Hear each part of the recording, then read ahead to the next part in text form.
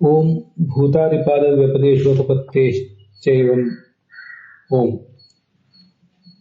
ತಾವಾನಸ್ಯ ಮಹಿಮಾ ತಪೋಜಾಯಾಂ ಸುಪುರುಷಃ ಪಾದೋಸ್ಯ ಸರ್ವಭೂತಾನಿ ತ್ರಿಪಾದಸ್ಯಾಂ ತಂ ದಿವಿ. ಶ್ರೀ ಗುರುಭ್ಯೋ ನಮಃ. ಈ 26ನೇ ಸೂತ್ರಕ್ಕೆ ಸಂಬಂಧಿಸಿದಂತೆ ತತ್ವಪ್ರಕಾಶಿಕ ನಾವು ನೋಡ್ತಾ ಇದ್ದೀವಿ. ಅಲ್ಲಿ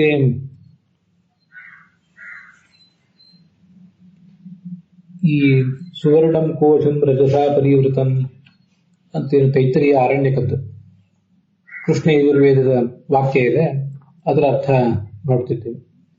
ಗಾಯತ್ರಿ ಶಬ್ದವಾಚ್ಯನಾದವನು ಭಗವಂತನೇ ಯಾಕಾಗಬೇಕು, ಗಾಯತ್ರಿ ಛಂದಸ್ ಯಾಕಾಗಬಾರ್ದು ಅನ್ನೋದಕ್ಕೆ ಬೇರೆ ಬೇರೆ ಯುಕ್ತಿಗಳನ್ನು ನಾವು ನೋಡ್ತಾ ಇರುವಂತಹ ಪ್ರಸಂಗ ಇದೆ.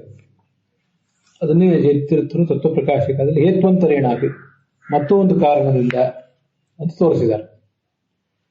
ಈ ತೈತರಿಯ ಆರಣ್ಯಕ ಮತ್ತೆ ಛಾಂದೋಗ್ಯ ಉಪನಿಷತ್ತು ಮತ್ತೆ ಪುರುಷ ಸೂಕ್ತ, ಋಗ್ವೇದದ ಪುರುಷ ಸೂಕ್ತ, ಯಜುರ್ವೇದದ್ದು, ಸಾಮವೇದದ ಪುರುಷ ಸೂಕ್ತ ಇತ್ಯಾದಿ ಎಲ್ಲವನ್ನೂ ಗಮನಿಸಿದರೆ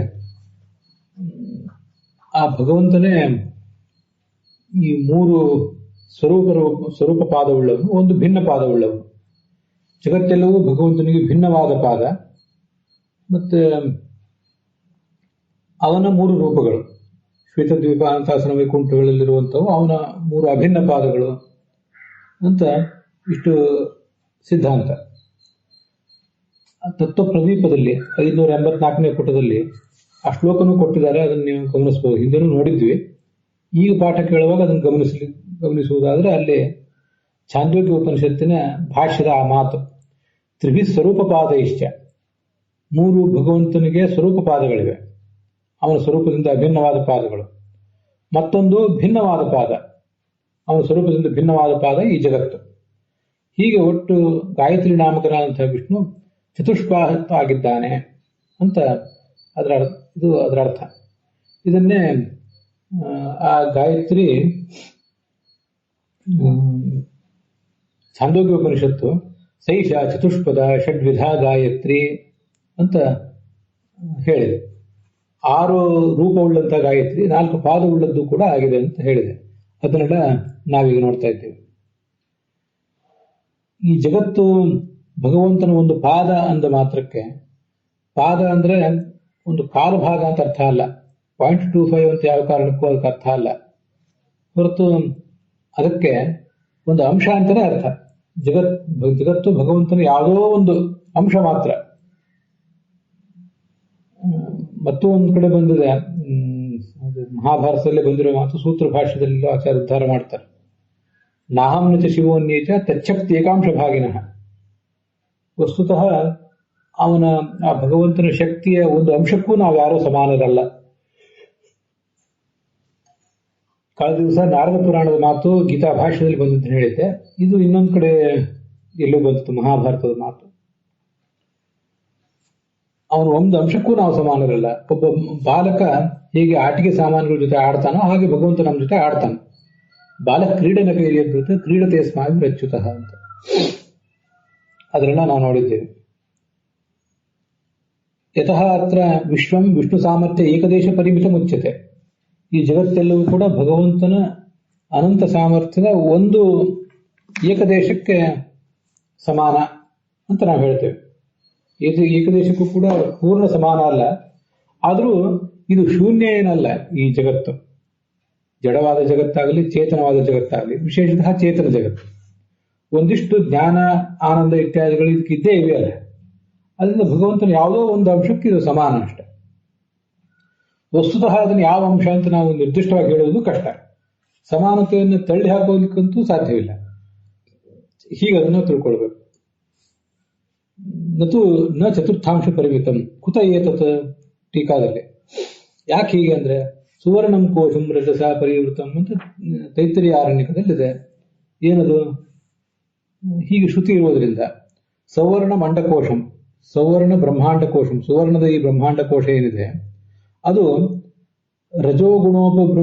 ರಜೋಗುಣೋಪಲಕ್ಷಿತ ಅಬಾಧಿ ಪರಿವೃತಂ, ರಜಸಾ ಪರಿವೃತಂ, ರಜಸ್ಸಿನಿಂದ ಆವೃತವಾಗಿದೆ ಅಂತಂದ್ರೆ ರಜಸ್ಸು ಅಂದ್ರೆ ಸತ್ವ ರಜಸ್ತಮಸ್ಸು ಅಂತನೂ ಅರ್ಥ ಇಟ್ಕೊಳ್ಬಹುದು.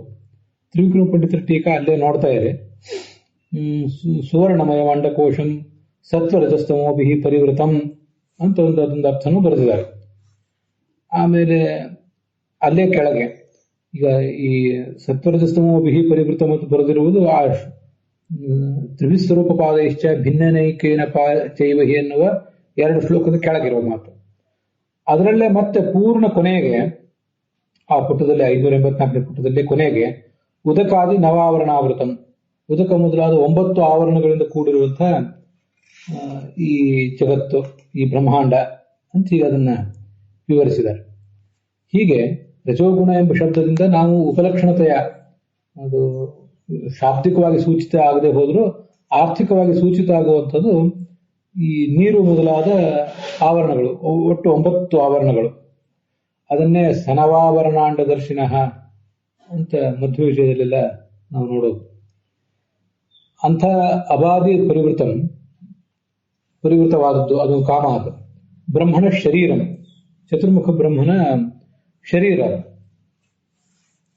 ಚತುರ್ಮುಖ ಬ್ರಹ್ಮನ ಶರೀರ ಅಂತ ಕರೆಸ್ಕೊಂಡಿರುವಂತಹ ಅದು ಚತುರ್ಮುಖ ಬ್ರಹ್ಮನ ಶರೀರ ಅಂತಿದೆಯಲ್ಲ, ಆ ಶರೀರ ಅಂತನ್ನುವುದು ವಿರಾಜಂ ಅಂತನ್ನುವುದಕ್ಕೆ ಅರ್ಥ. ರಾಘವೇಂದ್ರ ಸ್ವಾಮಿ ಟಿಪ್ಪಣಿಯಲ್ಲಿ ನೀವು ಅದನ್ನು ಗಮನಿಸಬಹುದು. ವಿರಾಜಂ ಅಂದ್ರೆ ವಿಶೇಷಣ ರಾಜತೆ ಇತಿ ವಿರಾಜಂ ಅಂತ ಈ ಭಾಗವತ ತಾತ್ಪರ್ಯ ಇತ್ಯಾದಿ ಕಡೆಗಳೆಲ್ಲ ಅದು ಬಂದಿದೆ. ಆದ್ರಿಂದ ವಿರಾಜ ಅನ್ನುವ ಶಬ್ದದ ವಿವರಣೆ ಬ್ರಹ್ಮನ ಶರೀರಂ ಅಂತ. ಹೀಗೆ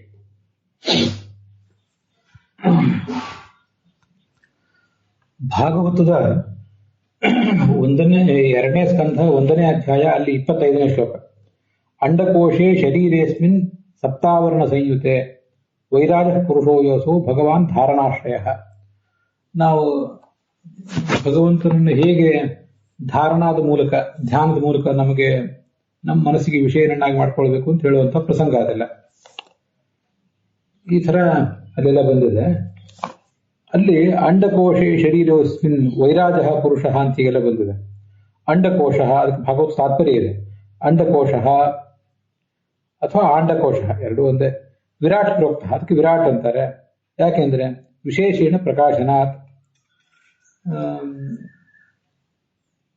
ರಾಟ್ ಅಂದ್ರೆ ಶೋಭಿಸುವಂಥದ್ದು ಅಂತ ಅರ್ಥ.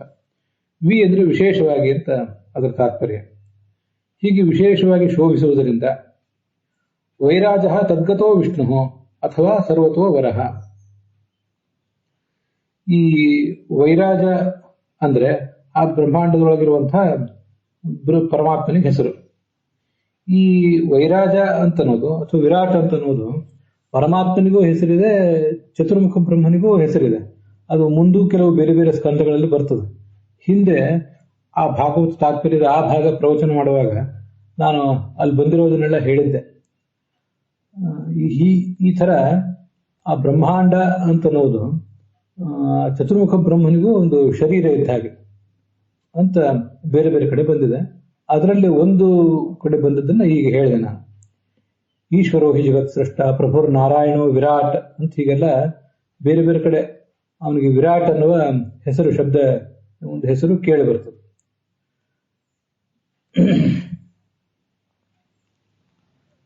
ವಿರಾಟ್ ಬ್ರಹ್ಮ ಸಮುದ್ದಿಷ್ಟ ತದ್ಗತಃ ಪರಮೋಯತಃ ತಥೋ ವೈರಾಜಮಿತ್ಯೇನಂ ಆಹುರೀಶತ್ವತೋ ವಿರಾಟ್. ವಿರಾಟ್ ಅಂದ್ರೆ ಬ್ರಹ್ಮ, ಅವನ ಅಂತರ್ಗತನಾದ ಭಗವಂತನಿಗೆ ವೈರಾಜ ಅಂತ ಹೆಸರು ಅಂತ. ಹೀಗೆ ಭಾಗವತ ತಾತ್ಪರ್ಯದಲ್ಲೇ ಇರುವಂತಹ ವಾಕ್ಯಗಳಿವೆ ಬೇರೆ ಬೇರೆ ಕಡೆ. ಮುಂದೆ ದೇವಾನಾಂ ವಸುಧಾನೀಂ ಅಂತ ಇದೆಯಲ್ಲ ಅಲ್ಲಿ ಭಾಷ್ಯದಲ್ಲಿ, ದೇವಾನಾಂ ವಸುಧಾನೀಂ ಅಂತಂದ್ರೆ ವಸು ಅಂದ್ರೆ ಸಂಪತ್ತು, ವಸುಧಾನಿ ಅಂದ್ರೆ ಆ ಸಂಪತ್ತನ್ನು ಹಾಕಿಡುವಂತ ಒಂದು ಪೆಟ್ಟಿಗೆ. ಮಂಜೂಷ ಅಂದ್ರೆ ಪೆಟ್ಟಿಗೆ. ಜಯತೀರ್ಥ ಟೀಕಾದಲ್ಲಿ ಮಂಜೂಷ ಅಂತ ಹೀಗೆ ಶಬ್ದ ಇದೆ. ದೇವಾನಾಂ ವಸು ನಿಧಾನಂ ಅಂತ ಹೀಗೆ ಶಬ್ದ ಇದೆ. ತ್ರಿವಿಕ್ರಮ ಪಂಡಿತರ ಮಾತಿನೊಳಗೆ ಹೀಗೆ ಒಂದೊಂದು ಕಡೆ ಒಂದೊಂದು ಶಬ್ದ ಕೇಳಿ ಬರ್ತದೆ ಅಷ್ಟೇ. ಅಂತೂ ಧಾನಿ ಅಂತ ಅಲ್ಲಿ ಇದೆ. ಧಾನಿ ಅಥವಾ ಧಾನ ಅದಕ್ಕೆ ಹಾಕಿಡುವುದು ಅಂತ ಅರ್ಥ. ಏನ್ ಹಾಕಿಡುವುದು ಅಂದ್ರೆ ಸಂಪತ್ತು. ದೇವತೆಗಳ ಸಂಪತ್ತು ಅಂದ್ರೆ ಏನು? ಈ ಎಲ್ಲ ಅವರವರು ತಾವು ಯಾವ್ದಾವ್ದಕ್ಕೆ ಅಭಿಮಾನಿಗಳಾಗಿದ್ದಾರೆ ತತ್ವಗಳು, ಅದೇ ತತ್ವವೇ ಅವ್ರ ಸಂಪತ್ತು ಅಂತ ಈಗ ತಿಳ್ಕೋಬಹುದು. ಹೊರತು ಸ್ಪಷ್ಟವಾಗಿ ಅಲ್ಲೇನು ಬಂದಿಲ್ಲ. ಅಷ್ಟರ್ಥ ಅಲ್ಲಿ ಕಾಣಿಸ್ತದೆ.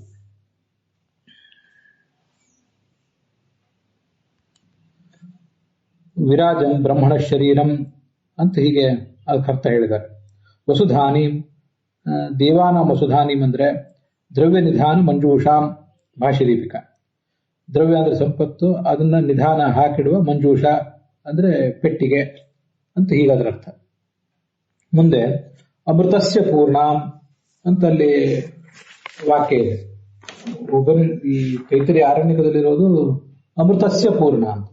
ಅಮೃತಸ್ಯ ಅಂತ ಷಷ್ಠಿ ವಿಭಕ್ತಿಗೆ ಅಮೃತೇನ ಅಂದ್ರೆ ಮುಕ್ತ ವರ್ಗದಿಂದ ಪೂರ್ಣವಾದದ್ದು. ಮುಕ್ತವರ್ಗ ಮತ್ತು ಅಮುಕ್ತ ವರ್ಗ ಇವರಿಬ್ರು ಕೂಡ ಅಲ್ಲಿದ್ದಾರೆ.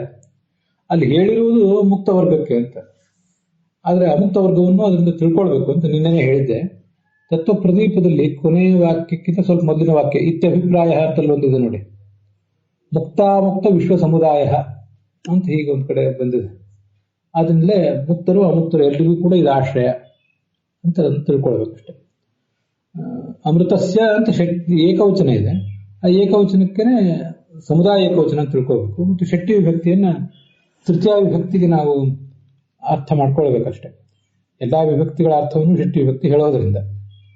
ಅಮೃತ ಮುಕ್ತೈ ಪೂರ್ಣಾಂ ತಾಂ ಷಡೀಂದ್ರಿಯೇಷು ವಿಷಯ ಹೋತು ಷಡ್ಹೋತು ಅಂತಿದೆ.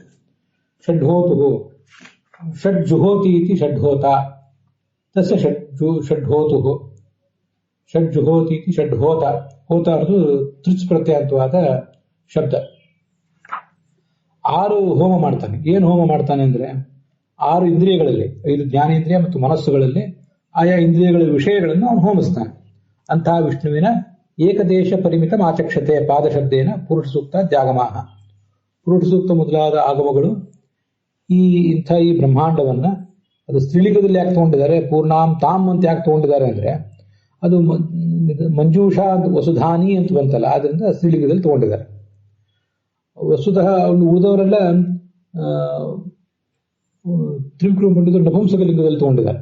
ಮುಕ್ತ ಜನೇನ ವ್ಯಾಪ್ತಂ ವಿಷ್ಣು ಕಲಾ ಮಾತ್ರಂ. ಮುಕ್ತ ಜನರಿಂದ ವ್ಯಾಪ್ತವಾದ ಈ ಬ್ರಹ್ಮಾಂಡವನ್ನು ಹೇಮಾಂಡ ಕೋಶಂ ಅಂತ ಹೀಗೆ ಬರೆದಿದ್ದಾರೆ. ನಪುಂಸಕಲಿಂಗದಲ್ಲಿ ಸ್ತ್ರೀಲಿಂಗದಲ್ಲಿ ಯಾವ್ದ್ರಲ್ಲಿ ತಗೊಂಡ್ರು ಸಮಸ್ಯೆ ಏನಿಲ್ಲ. ಹೀಗೆ ಪುರುಷ ಸೂಕ್ತ ಮೊದಲಾದ ಶಾಸ್ತ್ರಗಳು ಈ ಬ್ರಹ್ಮಾಂಡವನ್ನ ಅವನ ಒಂದು ಅಂಶ ಮಾತ್ರ ಅಂತ ಹೇಳ್ತವೆ.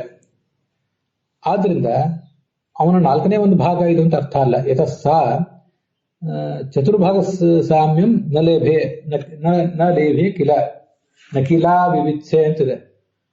ಅವನ ಒಂದು ಅಂಶಕ್ಕೂ ಇದು ಸಮಾನ, ಒಂದು ಪಾದಕ್ಕೂ ಇದು ಸಮಾನ ಆಗಲಿಲ್ಲ ತಾನೆ ಅಂತ ಅರ್ಥ. ಕಿಲ ಅನ್ನೋದು ಪ್ರಶ್ನದಲ್ಲಿರೋದು. ಕಿಲ ವಿವಿತ್ಸೆ ನಲೇಭೆ ಕಿಲ ಇತ್ಯರ್ಥ. ನ ಕೇವಲಂ ಭೂತಾದಿಪಾದತ್ವಸ್ಯ ವಿಷ್ಣಾವೇವ ಉಪಪತ್ತೇಃ. ಈ ಭೂತಾದಿಪಾದತ್ವ, ಭೂತಾದಯಃ ಪಾದಾಃ ಯಸ್ಯ ಸಹ ಭೂತಾದಿಪಾದಃ ತಸ್ಯ ಭಾವಃ ಭೂತಾದಿಪಾದತ್ವಂ, ಇದು ವಿಷ್ಣುವಿನಲ್ಲೇ ಕೂಡುವುದರಿಂದ ಗಾಯತ್ರಿ ಶಬ್ದವಾಚ್ಯನಾದವನು ವಿಷ್ಣು ಮಾತ್ರ ಅಂತ ನಾವು ಹೇಳಿಕೆ ಹೊರಟಿದ್ರೆ ಅದು ಮಾತ್ರ ಅಲ್ಲ. ಇಷ್ಟು ಮಾತ್ರ ಅಲ್ಲ, ಪುರುಷ ಸೂಕ್ತಾದಿ ಆಗಮಗಳಲ್ಲಿಯೂ ಹಾಗೇ ಬಂದಿದೆ. ಭೂತಾದಿಪಾದತ್ವಸ್ಯ ಪುರುಷ ಸೂಕ್ತತ್ವೇಪಿ ಕುತೋ ವಿಷ್ಣುಲಿಂಗತ್ವಂ. ಭೂತಾದಿಪಾದತ್ವ ಪುರುಷ ಸೂಕ್ತದಲ್ಲಿ ಬಂದಿದೆ ಅಂತೇಳಿ ಅಲ್ಲೂ ಕೂಡ ಪಾದೋಸ್ಯ ವಿಶ್ವಭೂತಾನಿ ತ್ರಿಪಾದಸ್ಯ ಅಮೃತಂ ದಿವಿ. ಅವನ 3 ಪಾದಗಳು ಶ್ವೇತದ್ವೀಪಾನಂತ ಅಥವಾ ವೈಕುಂಠಗಳಲ್ಲಿವೆ. ವಿಶ್ವಭೂತಾನಿ ಉಳಿದ ಜಗತ್ತೆಲ್ಲವೂ ಅವನು ಒಂದು ಭಿನ್ನ ಪಾದ ಅಂತ ಬಂದಿದೆ. ಪಾದೋಸ್ಯ ಸರ್ವಾಭೂತಾನಿ ಅಂತ ಇದು ಸಾಮವೇದದ ಪುರುಷ ಸೂಕ್ತದಲ್ಲಿ ಬಂದಿದೆ ಅಷ್ಟೇ.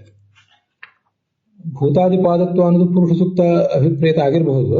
ಅದ್ರದ್ದು ಯಾಕೆ ವಿಷ್ಣುವಿನದೇ ಅಸಾಧಾರಣ ಲಿಂಗ, ಅವನ ಪ್ರಾಪರ್ಟಿ ಯಾಕೆ ಆಗಬೇಕು, ಗುಣಧರ್ಮ ಯಾಕೆ ಆಗಬೇಕು ಅಂದ್ರೆ ಸಹಿ ಪುರುಷ ಸೂಕ್ತ ಅಭಿಧೇಯ. ಅವನೇ ಪುರುಷ ಸೂಕ್ತದಿಂದ್ರೆ ಗಾಯತ್ರಿ ಪ್ರತಿಪಾದ್ಯನಾದ ಯಾವ ಜ್ಯೋತಿ ಭಗವಂತ ಇದ್ದಾನೆ ಅವನೇ ಪುರುಷ ಸೂಕ್ತದಿಂದ ಪ್ರತಿಪಾದ್ಯನೂ ಆಗಿದ್ದಾನೆ. ಪುರುಷ ಸೂಕ್ತದಲ್ಲಿ ಅವನೇ ಪ್ರತಿಪಾದ್ಯ ಅಂತ ಅನ್ನೋದಕ್ಕೆ ಹೆಚ್ಚಿನ ಆಧಾರಗಳನ್ನೇನು ನಾವು ತೋರಿಸಬೇಕಾಗಿಲ್ಲ.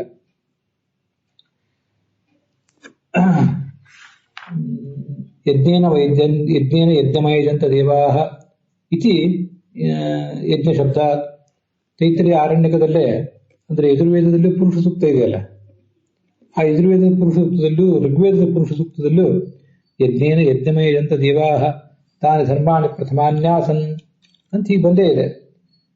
ದೇವತೆಗಳೆಲ್ಲರೂ ಕೂಡ ಯಜ್ಞೇನ ತಮ್ಮ ಜೀವನವೆಂಬ ಯಜ್ಞದಿಂದ ಯಜ್ಞಂ ಈ ಭಗವಂತನಾದ ಯಜ್ಞನಾಮಕನಾದ ಭಗವಂತನನ್ನ ಅಯಜಂತ ಆರಾಧಿಸಿದರು ಅಂತ ಬಂದಿದೆ. ಅದರಿಂದ ಅವನೇ ಅಲ್ಲಿ ಯಜ್ಞ ಶಬ್ದವಾಚ್ಯನೂ ಆಗಿದ್ದಾನೆ, 3 ಪಾದವುಳ್ಳವನು ಕೂಡ ಅವನೇ ಆಗಿದ್ದಾನೆ ಅಂತ ಅದರ ತಾತ್ಪರ್ಯ. ಯಜ್ಞ ಶಬ್ದ ಕಥಂ ತನ್ ನಿಶ್ಚಾಯಕ, ಹೌದು ಯಜ್ಞ ಶಬ್ದ ಅಲ್ಲಿ ಬಂದಿರಬಹುದು, ಅದು ವಿಷ್ಣುವಿಗೆ ವಾಚಕ ಅಂತ ಹೇಗೆ ನಿರ್ಣಯ ಮಾಡುವುದು ಅಂದ್ರೆ ಯಜ್ಞೋ ವೈ ವಿಷ್ಣು ದೇವತಾ ಇತಿ ಶ್ರುತಿ, ಹೀಗೊಂದು ಶ್ರುತಿಯು ಕೂಡ ಇದೆ, ಯಜ್ಞೋ ವೈ ವಿಷ್ಣು ಅಂತ. ಅದರಿಂದ ಯಜ್ಞ ಶಬ್ದಕ್ಕೆ ವಿಷ್ಣುನೇ ವಾಚ್ಯ ಅಂತ ಅನ್ನೋದು, ಪ್ರಧಾನವಾಗಿ ವಾಚ್ಯ ಅಂತ ಅನ್ನೋದು ನಮ್ಗೆ ಗೊತ್ತಾಗ್ತದೆ.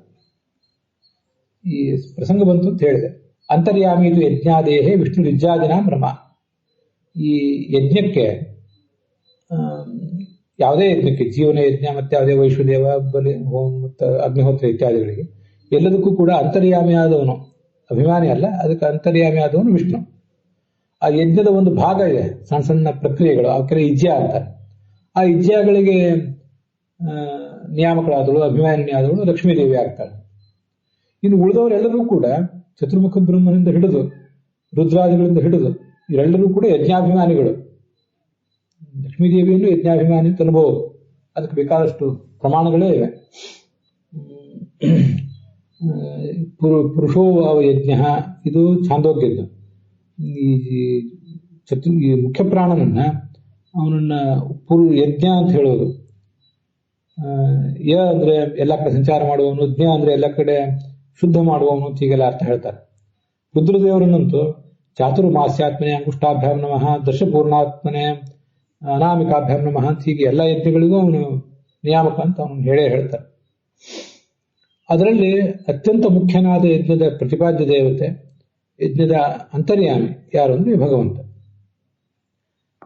ಮತ್ತೆ ಯಜ್ಞ ಇದು ವಿಷ್ಣು ಸಹಸ್ರನಾಮದಲ್ಲೂ ಕೂಡ ಯಜ್ಞ ಶಬ್ದ ಇದೆ, ಅದನ್ನು ತಿಳ್ಕೋಬಹುದು. ಆಯ್ತು. ಅನ್ಯ ಪ್ರಕರಣೇಪಿ ಅನ್ಯಶ್ರುತಿ ಪ್ರಾಸಂಗಿಕೀಯಂ ಭವತ್. ಈ ಬೇರೆ ಬೇರೆ ಪ್ರಕರಣಗಳು ನೀವೇನೇನೋ ಅಲ್ಲಿ ಶ್ರುತಿ ಇಲ್ಲಿದೆ, ಈ ಶ್ರುತಿ ಹೀಗಿದೆ ಅಂತೆಲ್ಲ ಹೇಳಿದ್ರೆ, ಅಲ್ಲಿ ಆ ಬೇರೆ ಬೇರೆ ಪ್ರಕರಣಗಳಲ್ಲಿ ಅನ್ಯಶ್ರುತಿ, ನೀವು ಕೊಟ್ಟ ಶ್ರುತಿಗಳು ಪ್ರಾಸಂಗಿಕವಾಗಿ ವಿಷ್ಣುವಿನ ಏನೇನು ಹೇಳಿರ್ಬೋದು. ಭೂತಾದಿಪಾದೇ ತದಭಾವ, ಈ ಭೂತಾದಿಪಾದವುಳ್ಳಂತಹ 4 ಪಾದಗಳುಳ್ಳಂತಹ ಈ ಒಂದು ತತ್ವ ಏನಿದೆ, ಪರತತ್ವ, ಅದರ ಬಗ್ಗೆ ವರ್ಣನೆ ಮಾಡುವಾಗ ಅದು ಪುರುಷ ಸೂಕ್ತ ಪ್ರತಿಪಾದ್ಯ ಅನ್ನೋದಕ್ಕೆ ನಮ್ಗೆ ಇನ್ನೂ ಸ್ಪಷ್ಟತೆ ಬೇಕು ಅಂತ ಅಪೇಕ್ಷೆ ಪಟ್ರೆ ಅದಕ್ಕೆ ಮತ್ತಷ್ಟು ವೇದವಾಕ್ಯಗಳು, ಮತ್ತಷ್ಟು ಪುರಾಣ ವಾಕ್ಯಗಳನ್ನು ಹೇಳ್ತಾರೆ. ಭೂತಾದಿಪಾದಗಳನ್ನು ಒಳಗೊಂಡಂತಹ ವಿಷ್ಣುವನ್ನು ಹೇಳಲಿಕ್ಕೆ ಯಜ್ಞ ಶಬ್ದ ಎಲ್ಲಿದೆ, ಅವನು ಪುರುಷ ಸೂಕ್ತ ಪ್ರತಿಪಾದ್ಯ ಅಂತ ಎಲ್ಲಿದೆ ಅಂದ್ರೆ ತಸ್ಮಿನ್ ಕಾಲೇ ಮಹಾರಾಜ ರಾಮ ಏವಾಭಿಧೀಯತೆ ಯಥಾ ಹಿ ಪೌರುಷೇ ಸೂಕ್ತೆ ವಿಷ್ಣು ಏವಾಭಿಧೀಯತೆ ಅಂತ ಸ್ಕಂದ ಪುರಾಣದ ಮಾತಿದೆ. ಸ್ಕಂದ ಪುರಾಣದಲ್ಲಿ ಪ್ರಾಯ ರಾಮನ ಕಥೆ ತುಂಬಾ ವಿಸ್ತಾರವಾಗಿ ಬಂದಿದೆ. ಅದನ್ನ ಆಚಾರ್ಯ ಅನೇಕ ಕಡೆ ಕೋಟ್ ಮಾಡಿದ್ದಾರೆ. ಅದೊಂದು ಯಾರೋ ಋಷಿಯೋ ಯಾರೋ ಮಹಾರಾಜನಿಗೆ ರಾಮನ ಕಥೆ ಹೇಳ್ತಿರು. ರಾಮನ ಕಾಲದಲ್ಲಿ ಎಲ್ಲ ಕಡೆಯವರು ರಾಮನದೇ ಹೆಸರು ಕೇಳಿ ಬರ್ತಾ ಇತ್ತು. ಅದು ಹೇಗೆಂದ್ರೆ ಪುರುಷ ಸೂಕ್ತದಲ್ಲಿ ವಿಷ್ಣುವೇ ಹೇಗೆ ಪ್ರಧಾನವಾಗಿ ವಾಚ್ಯನಾಗಿದ್ದಾನೋ ಅಂತ ದೃಷ್ಟಾಂತ ಅನ್ನೋದು ಎಲ್ರಿಗೂ ಸರ್ವಸಮ್ಮತ ಆಗಿರಬೇಕು. ಸರ್ವಸಮ್ಮತವಾದ ದೃಷ್ಟಾಂತವನ್ನು ತಗೊಂಡು ಪುರುಷ ಸೂಕ್ತದಲ್ಲಿ ವಿಷ್ಣುವೇ ಪ್ರತಿಪಾದ್ಯ ಅನ್ನೋ ದೃಷ್ಟಾಂತವನ್ನು ತಗೊಂಡು ಆ ಕಾಲದಲ್ಲಿ ಎಲ್ಲ ಕಡೆಯೂ ರಾಮನ ಬಗ್ಗೆನೇ ಜನರಲ್ಲಿ ಗುಣಗಾನ ಕೇಳಿ ಬರ್ತಾ ಇತ್ತು ಅಂತ ಒಂದು ಅವನು ವರ್ಣನೆ ಮಾಡಿದರು. ತಸ್ಮಿನ್ ಕಾಲೇ ಮಹಾರಾಜ ಕಿಂಚ ಪುರುಷ ಸೂಕ್ತೋಕ್ತಂ ಗಾಯತ್ರ್ಯಾ ವಿಷ್ಣುತ್ವೇ ಏವ ಪ್ರಸಕ್ತಿ ಸ್ಮರ್ಯತೆ. ಈ ಪುರುಷ ಸೂಕ್ತ ಪ್ರತಿಪಾದ್ಯತ್ವ ಅನ್ನೋದು ಈ ಗಾಯತ್ರಿ ವಿಷ್ಣು ಆದಾಗ ಮಾತ್ರ, ಗಾಯತ್ರಿ ಶಬ್ದವಾಚ್ಯನಾದವನು ವಿಷ್ಣು ಆದಾಗ ಮಾತ್ರ ಅದು ಒಂದು ಆ ಪ್ರಮೇಯವು ಕೂಡ ಸಮರ್ಥಿತ ಆಗ್ತದೆ, ಅದನ್ನು ಸಮರ್ಥನೆ ಮಾಡ್ಲಿಕ್ಕೆ ಸಾಧ್ಯ. ಅಂದ್ರೆ ಇವೆಲ್ಲವನ್ನು ನಾವು ಕಂಬೈನ್ ಮಾಡಿ ನೋಡಿದಾಗ ವಿಷ್ಣುನೇ ಈ ಎಲ್ಲ ಶಬ್ದಗಳಿಂದಲೂ ವಾಚ್ಯ ಅಂತ ನಮಗೆ ಹೀಗೆ ತಿಳಿದು ಬರ್ತದೆ. ಗಾಯತ್ರ್ಯಾ ವಿಷ್ಣುತ್ವೇ ಏವ, ಗಾಯತ್ರಿ ಶಬ್ದವಾಚ್ಯನಾದವನು ವಿಷ್ಣು ಅಂತ ಆದಾಗ ಮಾತ್ರ ಈ ಪುರುಷ ಸೂಕ್ತೋಕ್ತತ್ವ. ಪೃಥಗುಕ್ತಿ ಒಂದು ಪ್ರತ್ಯೇಕವಾದಂತಹ ಒಂದು ಪ್ರಮಾಣ, ಅದು ಸಮರ್ಥ್ಯತೆ, ಸಮರ್ಥನೆಗೆ ಅದು ವಿಷಯ ಆಗ್ತದೆ ಅಂತ ತಾತ್ಪರ್ಯ. ಪೃಥಗುಕ್ತಿ ಅಂದ್ರೆ ಭಾವದೀಪದಲ್ಲಿ ನ ಕೇವಲ ಭೂತಾದಿಪಾದ ವ್ಯಪದೇಶಾತ್, ಸೂತ್ರದಲ್ಲಿರುವಂತೆ ಭೂತಾದಿಪಾದ ವ್ಯಪದೇಶ, ವ್ಯಪದೇಶ ಅಂದ್ರೆ ಹೇಳುವಿಕೆ, ಭೂತಾದಿಗಳು ಇವನ ಪಾದ ಎಂಬುದಾಗಿ ಹೇಳುವಿಕೆ. ಅಷ್ಟು ಮಾತ್ರ ಅಲ್ಲ, ಕಿಂತು ಗಾಯತ್ರ್ಯಾ ಪ್ರತಿಜ್ಞಾತ ಚತುಷ್ಪಾದತ್ವಸ್ಯ ಪುರುಷ ಸೂಕ್ತ ಮಂತ್ರೇಣ ಉಪಪಾದನೇನ. ಪ್ರತಿಜ್ಞಾತ ಚತುಷ್ಪಾದಗಳಿವೆ ಅಲ್ಲ, 4 ಪಾದವುಳ್ಳವನು ಈ ಒಬ್ಬ ಪರತತ್ವ ಅಂತ, ಪರದೇವತೆ ಅಂತ, ಅದು ಈ ಗಾಯತ್ರಿಯು ಕೂಡ 4 ಪಾದವುಳ್ಳದ್ದಾಗಿದೆ. ಶೈಷಾ ಷಡ್ವಿಧ ಗಾಯತ್ರಿ ಚತುಷ್ಪಾದ ಅಂತ ಛಾಂದೋಗ್ಯದಲ್ಲಿ ಬಂದಿದೆ. ಈ ಚತುಷ್ಪಾದತ್ವ, ಗಾಯತ್ರಿಗೆ ಚತುಷ್ಪಾದತ್ವ ಇದೇನಿದೆ, ಪುರುಷ ಸೂಕ್ತದಲ್ಲಿರುವಂತಹ ಮಂತ್ರವನ್ನು ನಾವು ತೋರಿಸಿದಾಗ ಇವೆಲ್ಲವೂ ಒಂದಕ್ಕೊಂದು ಸಮರ್ಥಿತ ಆಗ್ತವೆ. ಪುರುಷ ಸೂಕ್ತ ಮಂತ್ರೇಣ ಉಪಪಾದನೇನ ಪುರುಷ ಸೂಕ್ತೋಕ್ತತ್ವಾಚ್ಚ, ಗಾಯತ್ರಿಗೆ 4 ಪಾದಗಳಿದೆ ಅಂತ ಪುರುಷ ಸೂಕ್ತದಲ್ಲಿಯೂ ಬಂದಿದೆ. ಏವಂ ಗಾಯತ್ರಿ ವಿಷ್ಣು ರೀತಿ ಭಾವೇನ, ಆದ್ದರಿಂದ ಗಾಯತ್ರಿಯೇ ವಿಷ್ಣು ಅಂತ ಹೀಗೆ ಗೊತ್ತಾಗ್ತದೆ. ತಸ್ಯ ವಿಷ್ಣು ಸಮರ್ಥನ ಪರಂ ಸಹಿ ಇತಿ ಭಾಷ್ಯಂ, ಸಹಿ ಪುರುಷ ಸೂಕ್ತಾಭಿಧೇಯ ಅನ್ನುವ ಆಚಾರ್ಯರ ಭಾಷ್ಯವಾಕ್ಯ ಅವನು ಗಾಯತ್ರಿ ಶಬ್ದವಾಚ್ಯನಾದವನು ವಿಷ್ಣುವೇ ಆಗಿದ್ದಾನೆ ಅಂತ ತಿಳಿಸುವ ಅಭಿಪ್ರಾಯ ಹೊಂದಿದೆ. ಅಲ್ಲಿಗೆ ಇವತ್ತಿನ ಭಾಗ ಸಮಾಪ್ತ ಆಗಿದೆ.